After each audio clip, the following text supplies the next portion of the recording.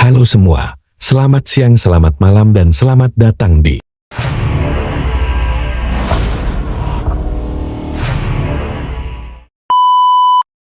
Sebelum kita mulai, alangkah baiknya tidak sendirian, karena mungkin saja makhluk tak kasat mata ada di samping Anda.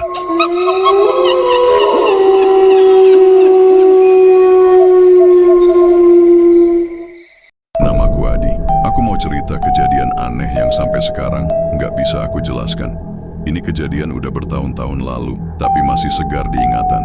Setiap kali aku ingat malam itu, bulu kuduk langsung berdiri, seolah aku masih berada di tengah-tengah kejadian itu. Ini bukan cerita yang dibuat-buat, bukan juga kisah lucu buat ditertawakan. Aku beneran menyaksikan semuanya dengan mata kepala sendiri.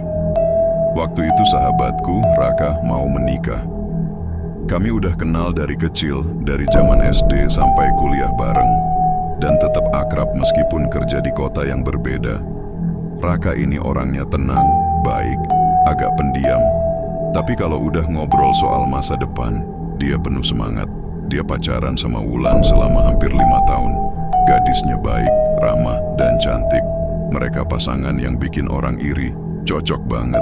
Jadi waktu mereka bilang mau nikah, semua teman dekat seneng banget, termasuk aku. Pernikahan mereka digelar di kampung halaman Raka, di sebuah desa kecil di pesisir pantai selatan Jawa.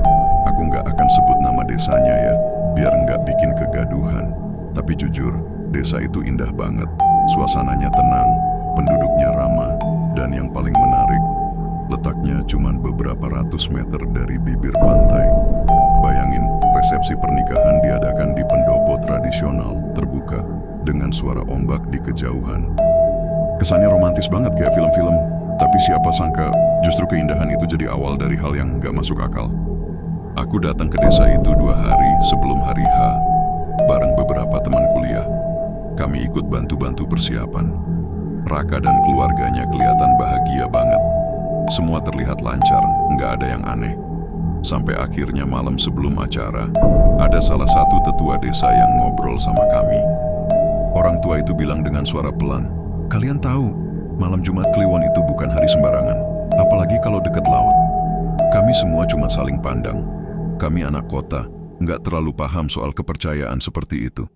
Tapi Raka bilang, kalau hari itu dianggap hari baik dalam perhitungan kalender Jawa. Jadi keluarganya memutuskan tetap menikah hari itu. Aku masih ingat jelas malam itu. Udara nggak kayak biasanya. Waktu siang, matahari terik banget. Tapi begitu sore menjelang, mendadak angin berhenti. Sepi, nggak ada desir. Bahkan daun-daun pohon kelapa di sekitar pendopo seperti membeku. Suara ombak pun pelan. Nggak ada burung, nggak ada jangkrik, cuman diam, seolah waktu ikut berhenti. Sekitar jam 6 sore, kami mulai siap-siap. Aku ikut bantu atur kursi tamu, cek sound system, dan bantu di bagian dekorasi. Semuanya berjalan rapi, tapi entah kenapa suasananya tegang. Orang-orang desa mulai terlihat gelisah. Beberapa ibu-ibu yang bantu masak di dapur sempat berbisik-bisik. Katanya, ada bau amis yang datang dan pergi dari arah laut. Kayak bau darah. Aku sempat coba hirup udara, tapi nggak mencium apa-apa. Tapi wajah mereka serius, kayak memang ada yang mereka tahu, yang kami nggak ngerti. Jam 7 malam, tamu-tamu mulai berdatangan. Musik gamelan mulai dimainkan. Lampu-lampu pendopo menyala temaram, menciptakan suasana yang hangat dan hikmat. Raka dengan pakaian adat berwarna coklat keemasan terlihat gagah. Tapi saat aku menyapanya di belakang panggung kecil itu, aku lihat wajahnya pucat, tangannya dingin. Dia cuma senyum kecil dan bilang, "Gua ngerasa aneh, Di. Kayak ada yang ngawasin." Aku pikir itu cuma grogi biasa. Wajarlah, orang mau nikah, pasti deg-degan. Tapi ternyata itu lebih dari sekadar grogi. Beberapa menit kemudian, musik berhenti sebentar. MC acara mulai memperkenalkan pengantin pria yang akan naik ke pelaminan. Semua tamu bertepuk tangan. Raka naik dengan langkah pelan. Dia senyum, melambaikan tangan, tapi aku lihat dari jarak dekat. Matanya kosong, senyumnya nggak lepas, seperti dipaksa. Lalu saat yang ditunggu, pengantin wanita muncul. Dia keluar dari arah belakang pendopo, melewati tirai putih yang ditiup angin tipis. Bajunya indah, kebaya putih panjang dengan sulaman emas, lengkap dengan mahkota bunga melati yang menjuntai sampai dada. Langkahnya pelan, sangat pelan, tapi yang bikin merinding adalah dia seperti melayang. Aku nggak lihat jelas kakinya menyentuh lantai. Aku langsung bergidik. Dari jarak jauh, memang wajahnya mirip Wulan. Tapi ada yang nggak pas. Kulitnya terlalu putih. Matanya kosong, seperti nggak melihat siapa-siapa. Tapi tamu-tamu tetap bertepuk tangan. Mereka semua mengira itu memang Wulan. Dia duduk di samping Raka. Keduanya diam. MC melanjutkan acara. Musik kembali dimainkan. Tamu-tamu sibuk ngobrol, makan, foto-foto. Tapi aku duduk di barisan depan, nggak bisa berhenti memperhatikan. Ada sesuatu yang salah. Jam 8 malam, suasana mulai berubah. Angin mulai bertiup, tapi arah tiupannya dari laut langsung ke pendopo, seperti mendorong sesuatu masuk. Lilin-lilin kecil di meja-meja mulai berkedip. Beberapa tiba-tiba padam sendiri. Aku melihat sekeliling, beberapa tamu mulai terlihat bingung. Ada yang bisik-bisik, ada juga yang wajahnya terlihat tegang. Tiba-tiba, salah satu tamu berlari dari arah pintu masuk sambil teriak. Mobil keluarga pengantin wanita baru nyampe. Mereka kecelakaan kecil di jalan. Aku langsung berdiri. Di luar, aku lihat sebuah mobil putih berhenti dan Wulan keluar dengan kebaya yang belum selesai dipakai rapi. Rambutnya acak-acakan. Ibunya menangis sambil memeluk panitia pernikahan. Semua orang langsung bingung. Beberapa tamu langsung lihat ke arah pelaminan. Dan saat itu juga, kursi pengantin wanita kosong. Nggak ada siapa-siapa di sana. Aku langsung lihat ke Raka. Dia duduk diam. Tangannya masih dalam posisi menggenggam, seolah masih memegang tangan seseorang. Tapi yang di sampingnya, kosong. Aku langsung merinding. Tamu-tamu mulai panik. Ada yang keluar dari pendopo, ada yang memanggil panitia. Beberapa bahkan langsung membaca doa-doa. Seorang pria tua yang dari tadi diam di pojokan langsung maju ke depan. Dia bawa tasbih dan semangkuk air bunga. Dia mendekati Raka, lalu dengan suara keras membaca doa. Raka tiba-tiba menjerit. Tangannya mencengkram udara, lalu seperti melepaskan sesuatu. Setelah itu, dia pingsan. Di lantai, tepat di depan kursi pengantin, ada bekas air laut. Bukan tumpahan minuman, bukan keringat, tapi air asin, dingin, dan meninggalkan jejak lumpur hitam yang bau amis. Orang tua itu kemudian bilang, dia sudah datang, tapi belum sempat membawa pengantinnya. Aku masih berdiri di tempat, lemas. Jantungku rasanya berhenti berdetak. Aku berusaha nyambungin semua kejadian itu. Sosok wanita yang duduk di pelaminan sejak awal. Siapa dia? Kalau Wulan baru datang berarti yang dari tadi bukan manusia. Beberapa hari setelah kejadian itu, Raka dirawat di rumah. Dia nggak bisa bicara, matanya kosong. Kadang dia tertawa sendiri, kadang menjerit seperti sedang dicubit atau ditarik seseorang. Dokter bilang dia kena trauma berat, tapi warga bilang separuh jiwanya masih ada di pelaminan itu. Masih digenggam oleh sosok yang tak kasat mata. Wulan tetap setia menunggu, tapi sampai sekarang, pernikahan mereka belum pernah terjadi lagi. Dan Raka masih hidup, tapi seperti bukan dirinya. Sejak malam itu aku percaya bahwa beberapa tempat memang punya aturan sendiri. Dan jika kita melanggar batas, sesuatu dari sana bisa datang dan ikut duduk di pelaminan kita. Bukan sebagai tamu, tapi sebagai pengantin. Aku langsung bingung waktu ngelihat Wulan yang baru datang. Dia masih pakai kebaya putih, tapi belum sempat dandan. Rambutnya juga masih setengah basah karena gerimis di jalan. Make-upnya belum lengkap, wajahnya kelihatan capek dan tegang. Sementara ibunya nangis-nangis sambil minta maaf ke keluarga Raka karena datang telat. Katanya tadi mobil mereka mogok di tengah jalan desa, dekat sawah, terus hujan turun tiba-tiba. Ban belakang juga sempat nyangkut di lumpur. Tapi aku bahkan gak sempat mikirin itu semua terlalu dalam, karena ada satu hal yang langsung bikin bulu kuduku berdiri. Di pelaminan, di tempat yang terang dengan lampu gantung berkilauan dan dekorasi bunga warna putih emas, masih ada sosok pengantin wanita yang duduk di samping Raka. Wajahnya pucat banget, pucat yang bukan karena bedak tebal, tapi kayak wajah yang udah lama nggak kena sinar matahari. Kayak sesuatu yang disimpan terlalu lama di tempat gelap dan lembab. Dan yang paling bikin aku merinding, senyumnya. Lebar, tapi nggak hangat.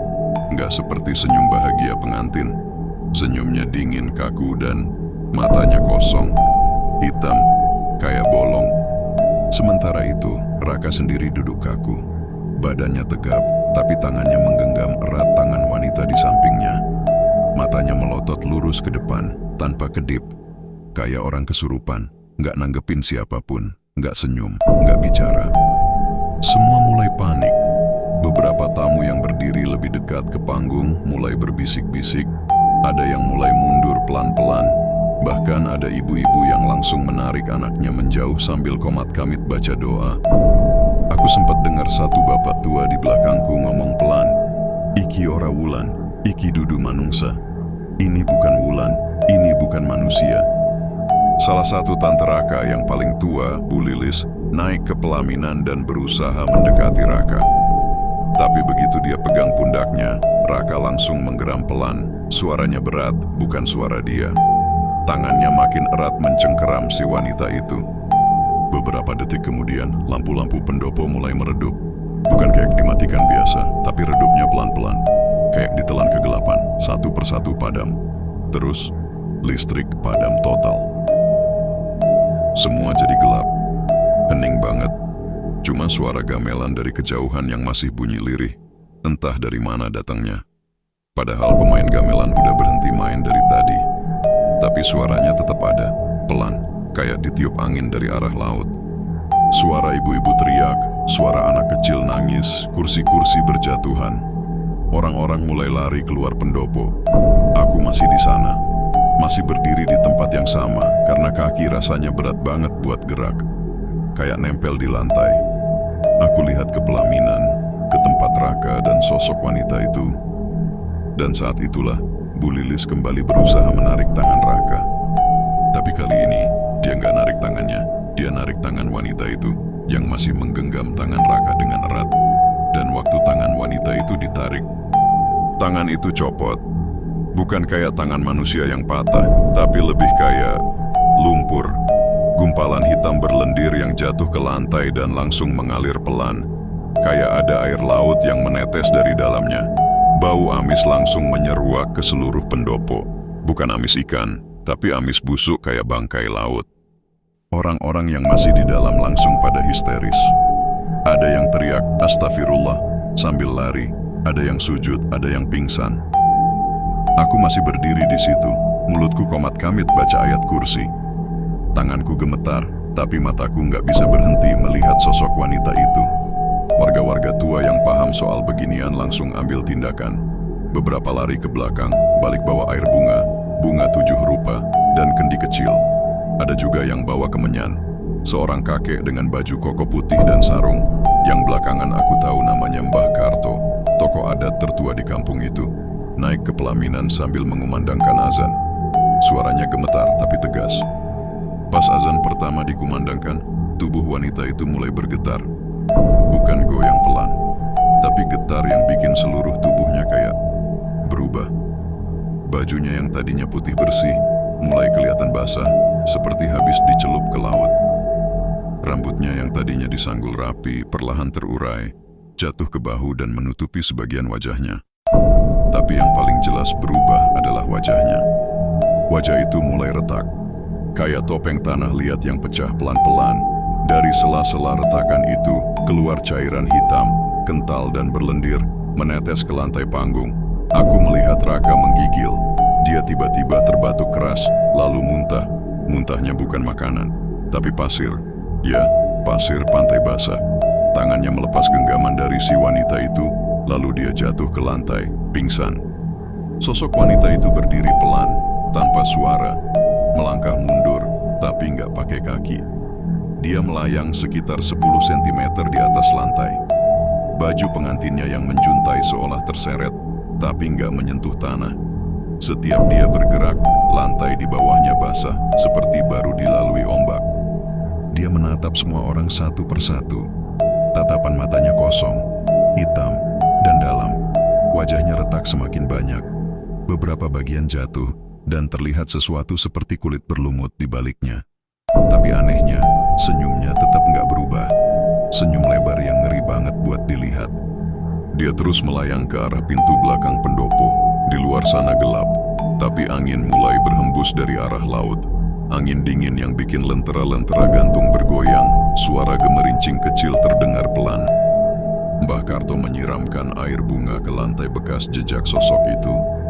Doi juga terus baca ayat-ayat dengan suara keras, sementara warga lain mengikuti dengan doa yang sama. Semua menunduk, semua diam, sampai akhirnya sosok itu menghilang. Bukan pelan-pelan seperti hantu di film, tapi benar-benar seperti lenyap. 1 detik dia masih ada. Detik berikutnya, hilang begitu aja, habis. Seolah disedot oleh gelapnya malam di belakang pendopo. Lalu, dari arah laut, terdengar suara, sayup-sayup, seperti suara perempuan. Tertawa. Tawa kecil, tapi panjang dan menggema. Membawa hawa dingin bersamanya. Gamelan yang tadi samar-samar, kini benar-benar terdengar. Tapi nadanya lambat dan ganjil. Irama yang bikin merinding, kayak lagu untuk meninabobokan mayat.